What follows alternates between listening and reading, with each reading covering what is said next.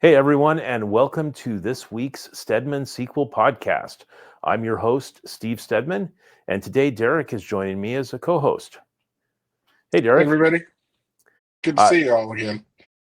this is Season 2, Episode 18, or our 31st episode so far. We're going to be talking about transparent data encryption on SQL Server, and this is one of those things that I think can be a little bit scary at first, and then once we get it in place, it'll give you sort of a feeling of security. So I think there have been so many data breaches that transparent data encryption is just so important to get it in place. But first off, before we jump into that, did you catch our May 1st, 2025 podcast episode on RCSI? This was the last episode that Derrick was on with me, and one of our most popular recent episodes on read committed snapshot isolation level. Maybe this one will be as popular as that one was. All right, so the goals for this episode are really to kind of explain what TDE is and why it matters, and to walk through the setup, management, and best practices, and just share some real-world tips and pitfalls, because we've done a lot of these recently. Yeah, I look forward to it. So I think let's dig into kind of what TDE is, and we'll explain why it's important, and um, you know what what we use it for and how it works.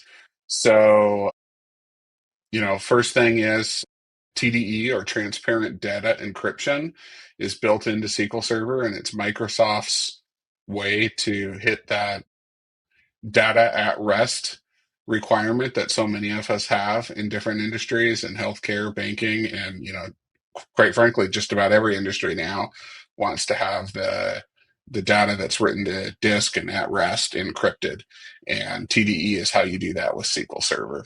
And I think that a key thing about that, the at rest, that really protects against the unauthorized access to the physical files. Meaning, without TDE, if someone gets a hold of an old backup file, they can restore it and have access to all your data.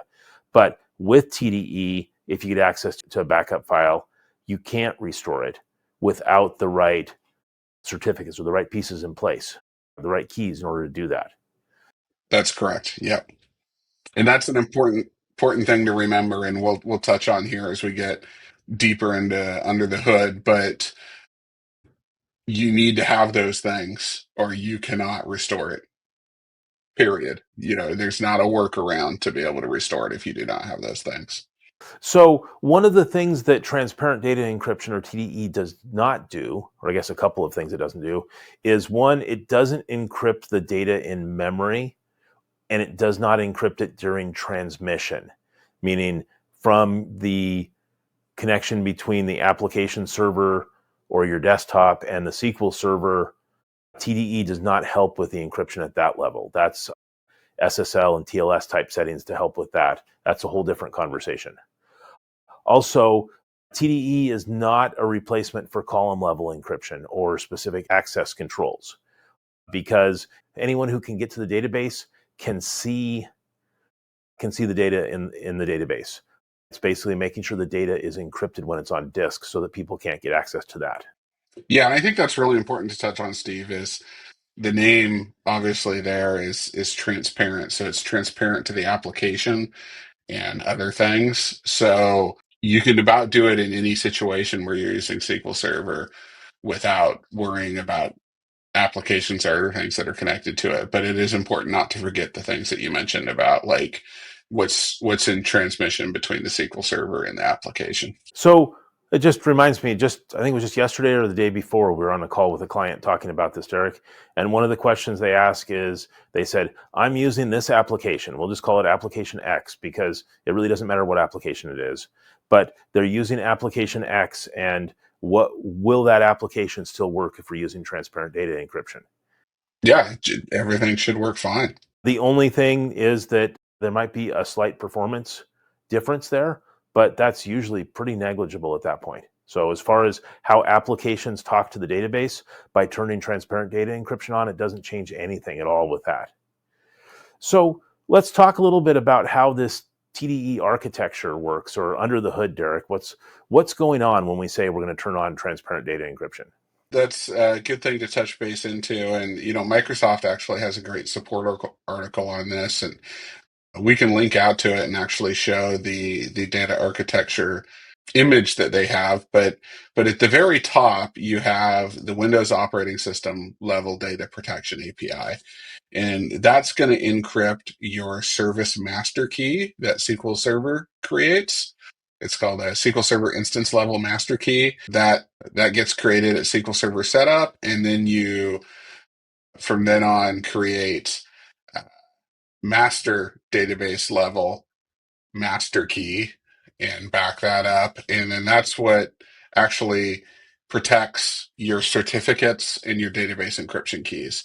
And those are the things that you actually need to keep. You can kind of replace the stuff above, but you need to have that certificate that you've created and then the password that you use to back the certificate up. Because if you don't have that, you can't get that database restored. And it's that certificate that protects the database encryption key, which allows you to access the database. So kind of going from the database level back up, you've got the database is encrypted. The database encryption key is what allows you to access that. A certificate encrypts that key. So that's what allows you to access the key. The database master key encrypts the certificate. The SQL Server instance key encrypts the master key, and then you're back up to the operating level data protection API. So that sounds really complex, but we'll dig into it here. It's not as hard as it sounds to set up. Yep. So when we talk about what's actually being encrypted, we talk about just turning TDE on through some of the steps you've talked about there. But what files are we actually seeing that are different once we turn TDE on? The very first thing that happens when you turn TDE on is the temp database. The temp DB gets encrypted, and that's the data files and the log files of tempdb that are encrypted. Then after that, you're encrypting your user databases, and you can choose which ones to encrypt. You do not have to encrypt them all, but the ones that have the proprietary data or the data that you want to keep secure, those ones you're encrypting the data file itself and the log file that goes with that database. What about the backup files? Are those encrypted also? Yes, they are. And that's kind of the cool thing with TDE is it's automatically encrypting those backup files with the same encryption key that your database is encrypted as. So it seems like TDE is really like a lock safe where only SQL Server has the key to open that safe when we're looking at your data files. So, yep. Okay. Well, this is one of those things when we talk about the keys, we'll probably say it about 6 more times before we're done with this episode, but we want to make sure we're always backing up those certificates and private keys to avoid being locked out. Yes. Yeah. And then that you have them. So we'll talk a little bit about that when we get to best practices. But yes, we're going to hit that multiple times that you back those up. Another thing to touch base on is how are those files encrypted? And SQL Server is using AES, the Advanced Encryption Standard. So that's secure, and that's one of those reasons why that you can't just crack that encryption and get access to it. And that seems to meet the requirements for any audit that we've been part of, whether it was healthcare, HIPAA, or financials, or even some Department of Defense related stuff that we've done in the past. That they all seem to accept that AES as the de facto standard there. Yeah, and I think it's important for people to realize, TDE used to be just for kind of those major institutions because it required enterprise, SQL Server Enterprise. And now it doesn't require enterprise. You can do it with your SQL Server Standard. So, it used to be, Steve, when I started working with you, very few customers were doing TDE. And now almost every customer we talk to they either are doing TDE or they want to do TDE. Oh yeah, absolutely. Like 10 years ago, everyone knew they needed to do encryption. And we'd talk to them and say, well, we want to do TDE. And say, okay, well, you need to upgrade to Enterprise Edition of SQL Server. Oh, what's that going to cost? Oh, well, that's too much money. Okay, well, maybe we won't do TDE yet. And then in SQL Server 2019, that's when Microsoft changed the rules on or change the offering as to what's included in it. And TDE is included on 2019 with all versions, where prior to 2019 it was only in the Enterprise Edition. So a lot of people are finding that it's easier to make that upgrade to 2019 than it is to shell out extra money to upgrade to Enterprise Edition. Plus, I mean, given it's 2025 right now, if you're on 2019, you should really be thinking about or if you're older than 2019 on your SQL Server version, you should probably be thinking about upgrading sometime soon. Yeah, for sure. The other limitation that used to be out there, and it did affect some customers, is it used to be that your backups were the same size of the database. You didn't get any compression on those. And then after that, you could get compression, but you had to do tweaks to get the best kind of compression. And now, 2019 and newer, especially 2022, Microsoft has pretty much resolved that, where your backups still get really great compression with TDE. And that's because what happens is it reads the data off the disk, it unencrypts it, compresses it, and then re-encrypts it as it's writing it to the data file. And yes, it does have a little bit of a performance hit on the SQL Server, but all the new Intel and AMD processors have acceleration where they can do AES encryption really fast. So, unless somebody is just at the very limits of what their SQL Server can do, nobody usually notices any problem with TDE. And with that too, Derrick, I mean, most of the time your IO is your bottleneck on that, not your CPU on doing the work to do the encryption. So usually what we see is that what you save in the IO by having that compression work may be making up for some of the extra load that's being put on your CPU by doing the encryption itself. So, and the compression itself. So For sure. Well, should we talk a little bit about what it takes to set up TDE, Steve? So if I'm going to sit down and I've got a database that I want to secure, what do I need to know to go and make that happen right now, Derrick?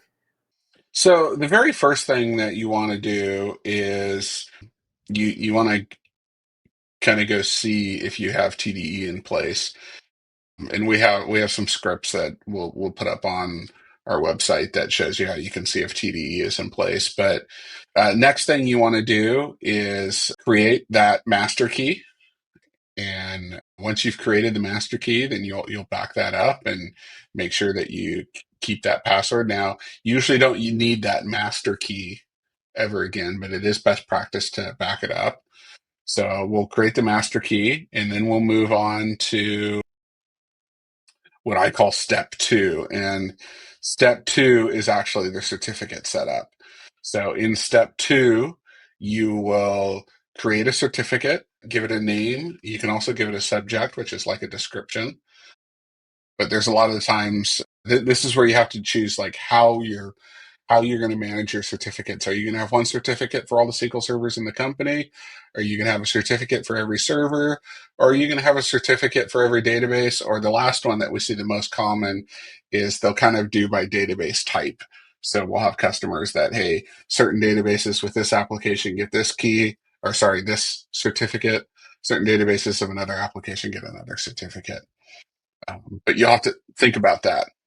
Yeah. So with that certificate, then, Derrick, I mean, one of the biggest pains I've ever dealt with is going out to a certificate authority and purchasing certificates. Do we have to do any of that with this process?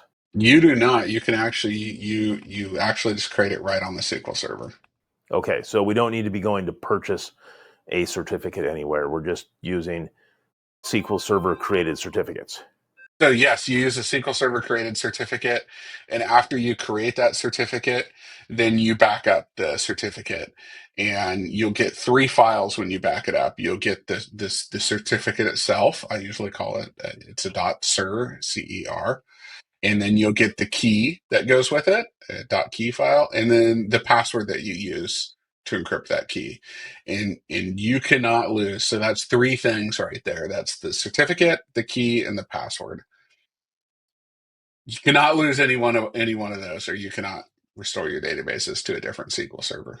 Yep. Okay. So we're cruising through this process. We've created that master key. We've created a certificate, and then and we've just backed up that certificate. Then what are we doing next? Next thing that we want to do is we're going to create a database encryption key. And that's what that does, is that associates the certificate with the database. And that's where you choose your algorithm. I usually do AES 256, so 256-bit AES. So you choose your algorithm and you create that database key that associates it. Now, one thing to remember here, and I guess it wasn't recently, time goes by really quick, but we did have a customer kind of bit by this, is once that key is created, even though TDE is not enabled, your backups are kind of encrypted. And you need that certificate to restore those backups. So we create the database encryption key, and then we actually turn encryption on in that database. And when you turn encryption on, SQL will slowly go through, read the files off the disk, rewrite them back to the disk as encrypted. And that can take anywhere between a couple of seconds and hours. We've seen some customers where it'll take overnight to do the encryption. Okay. So then that enabling it, and if we're waiting overnight for that to happen, does that really cause any problem on the system while we're waiting for that to finish encrypting?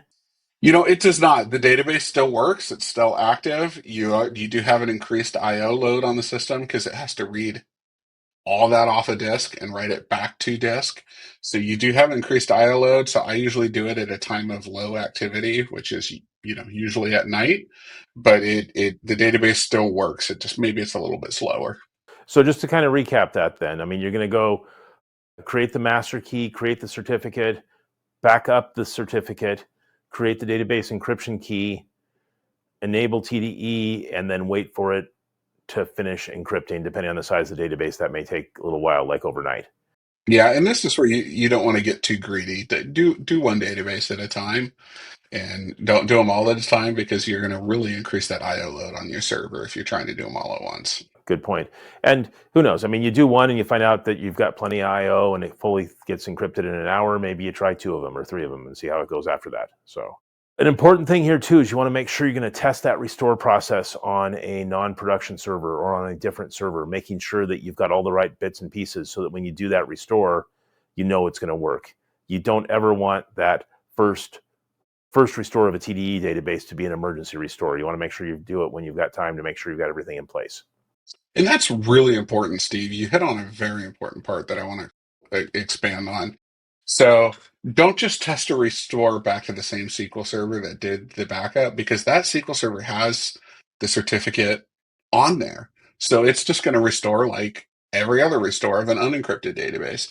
You want to take it to a server that is either never had TDE on it, or a different server that doesn't have that certificate. So you can prove that you can restore the certificate and then restore the database. Yep, definitely important points there.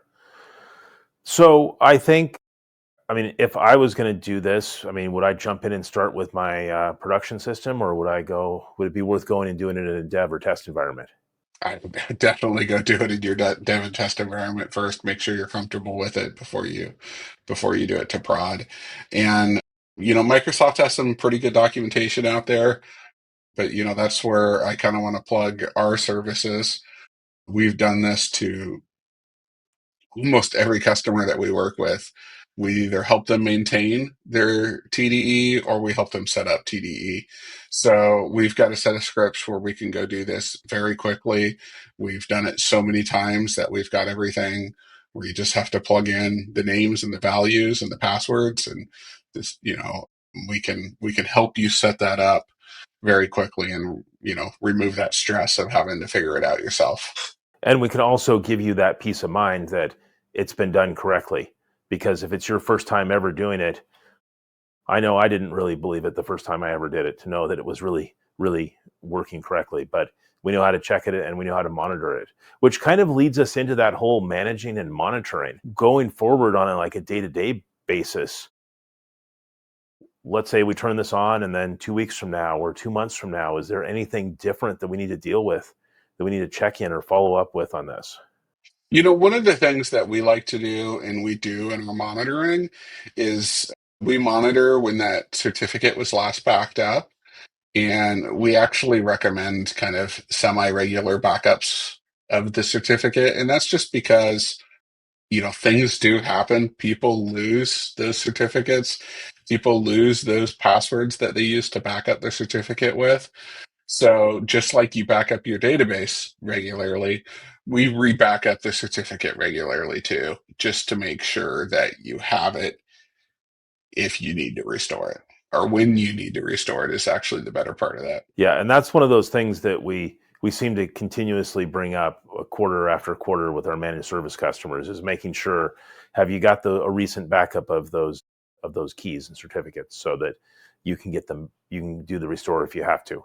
And it's just a good thing to check regularly. And that's why practicing restores to somewhere besides your primary SQL server are a good place to do it. Yeah, a couple other things I want to touch base on there. Microsoft does have, SQL Server does have the ability that you could rotate the certificates.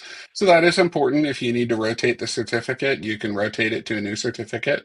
Again, that does take a little bit of time because it's got to read it and write it back to disk, but you can rotate it without downtime. It's just going to be a little extra load on the system. These certificates do expire. Now, the good news is your database doesn't stop working.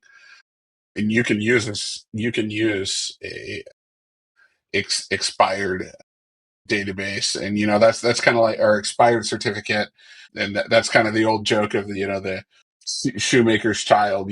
There's this my personal SQL server. I have expired certificates, and you can use them, and they work fine.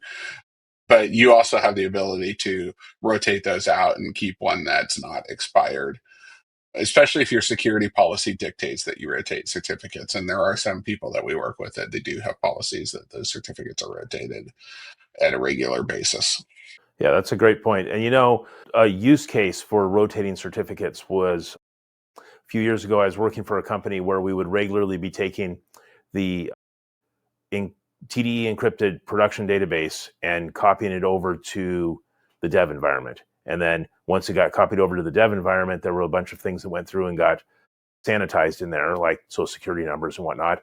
But what we did when we did that is after we brought it down, restored it with the right certificates, we then swapped the certificates out or rotated them so that just because somebody had access to the dev environment at that point, it didn't mean they had access to the same keys that we had in production.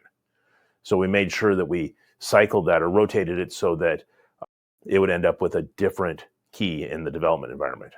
Yeah, and another example is we have another customer that we worked with that sometimes has to send backups to another vendor, and we usually help them rotate it after they've sent that backup, because they'll send the backup, the certificate, and the password to restore it, so that vendor can do their restore of that database. And then after that happens, we'll usually help them rotate their certificates so that vendor doesn't have access. Rotated on the production server, sort of the opposite of what I was doing, to rotate it on the development server. That way, you've got a fresh one there every time too. Yeah, I like that. Steve, I think you have a horror story of somebody who didn't back up their certificate. Well, I think that's one of those that we get a lot of calls from prospective clients. And I want to point this out. This was not a client that we managed regularly, but just like when we deal with corruption or ransomware, there's always somebody that we get a call from that is in a world of hurt that we cannot help. And yeah, they called up, they needed help restoring their backups. They'd turned on TDE some time ago, and they had never backed up any of their certificates. So they were at the point that, after commiserating with them for maybe about a half hour trying to find out what they had access to and what they didn't have, I just had to share with them that they didn't have any way to get it back. Their data was just gone. And I think that that's one of those things that, as first time using TDE, yeah, people forget. And we like to do everything we can to make sure that we don't forget. And by testing those restore procedures, that will help you prove out that you've got all the right pieces you need if you're restoring to another server. So on that, what about overall performance impact? I mean, am I going to be concerned that maybe I don't have enough CPU or IO to turn on TDE, Derrick? It is something to think about. I would say in the great majority of the cases, no, you shouldn't be concerned. But if your SQL Server is already really slow or old, maybe you have upgraded to 2019 or newer, but it's on really old hardware, or you're running into performance issues already, it is something to think about. Like, hey, let's look at that and make sure that we're not going to make the problem worse. Now, in most cases, no, but it is something to just keep in the back of your mind. And then how about some of the common like real world use cases of type of environments like HIPAA or PCI or things like that? I mean, any good examples you want to share on that? I mean, yeah, obviously, HIPAA is a big one. I work a lot in the healthcare industry, and we work with a lot of healthcare customers. So data at rest is important for everyone. And again, that's where it used to be different. It used to be kind of healthcare and banking, and now everybody is very concerned about data at rest encryption and making sure, hey, if somebody gets a hold of this backup file, can they restore it? So any data that is sensitive, you want to make sure that you are encrypting it with TDE. That could be a cloud hosted SQL server, even an on-prem hosted SQL server. If somebody got a control of that, or not control of SQL server, but control of those files, you want to make sure that they can't read them. So let's say we've got, I guess it doesn't matter if it's a cloud-based or on-prem, but let's say we're sending our backups over to like Azure Blob Storage. And do I need to worry about anything differently if I'm sending those backups off-site somewhere like that? They are encrypted with that same AES encryption. So as long as you're not storing the certificate, the key, the password, all with the database, you're okay. I have seen people do that, and that's like exactly what you don't want to do. Is now you've stored everything with the backup. So yes, it's encrypted, but anybody can grab all of those and decrypt it. So you want to make sure, again, and I don't know how many times we can hammer this, is that you have all of those things, but just not stored all together. Just like your car and your car keys. You want to make sure that well, now it's probably just a key fob these days, but you've got your car keys, and if you leave your car keys in your car and you leave your car unlocked on the street, you probably shouldn't be too surprised if it gets stolen. But if you bring your car keys in your house, and even if your car is parked on the street at night, probably not going to get stolen.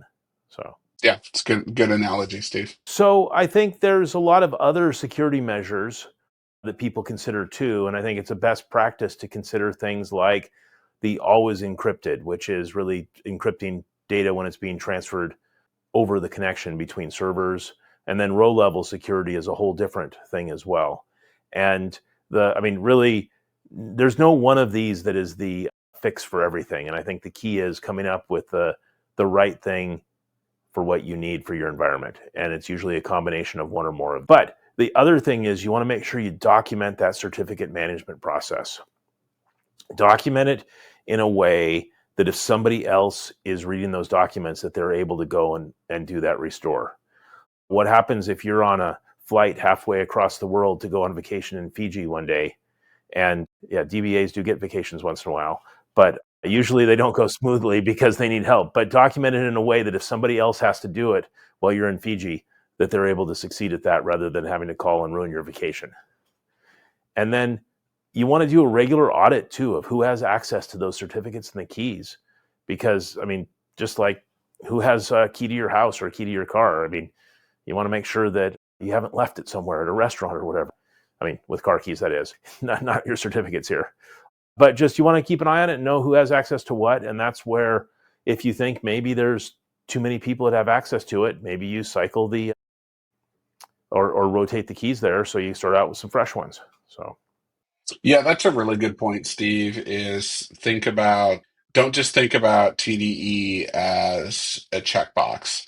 So you're not doing this to check off a requirement that your insurance company has, or you have to meet HIPAA or PCI.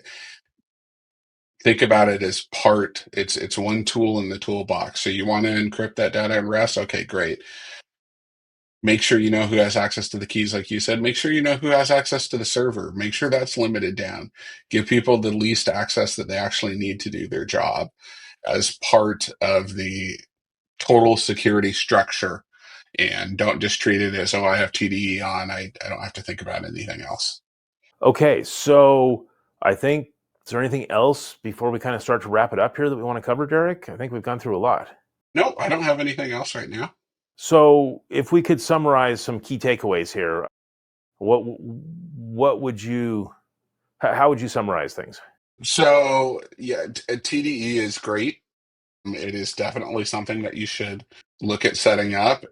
Once you get the hang of it, it is fairly straightforward, but making sure that you have managed those certificates and those backups and the passwords that go with them is absolutely critical. I think we've said it about 10 times during this presentation. So that's very important. And in the smartest thing of all, always test in a non-production environment first. Don't just go to your most critical application and just turn it on. So at this point, I think I'd like to ask the question to our listeners that if you're not using TDE, why are you not using it?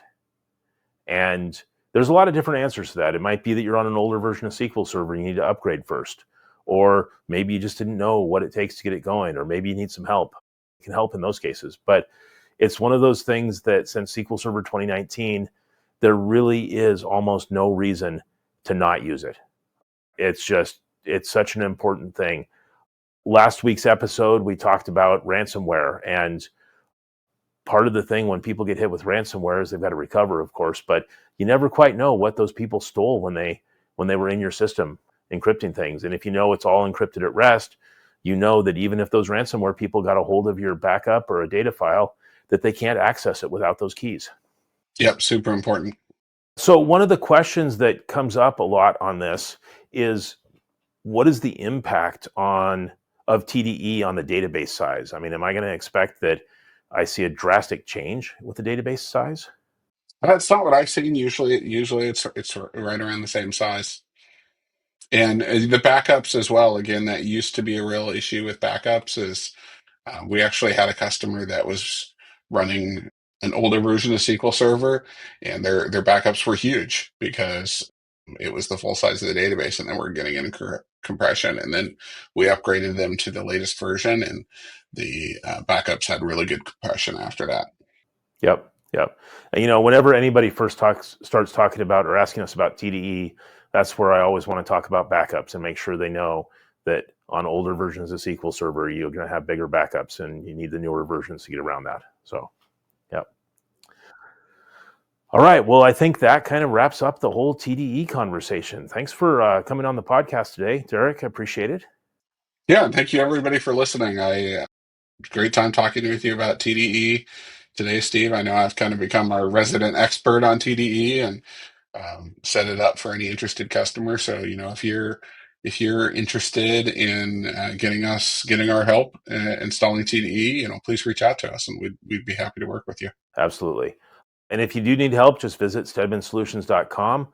And from there, you can schedule a free 30-minute consult to talk to one of us about what we can do to help out there. So come back and join us next time. Next time, we're going to be talking about how to treat your SQL Server right without a full-time DBA, and some things that you can do to put yourself in a better position on that. And remember that all of our episodes are available on YouTube and on Spotify. And the shortened URLs, they don't seem very short, but stedman.us/podcast YouTube will get you to the YouTube channel. Stedman.us/podcast Spotify will get you to our Spotify account. And if you just go to stedmansolutions.com and click on the podcast link, you can see all of the episodes that we've done over the last couple of years. So I think that wraps things up. Thanks for listening, and thanks for joining me today, Derrick. Have a great day, everyone.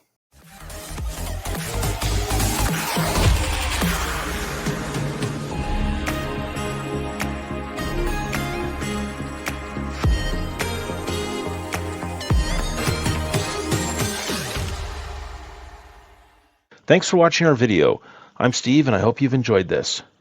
Please click the thumbs up if you liked it, and if you want more information, more videos like this, click the subscribe button and hit the bell icon so that you can get notified of future videos that we create.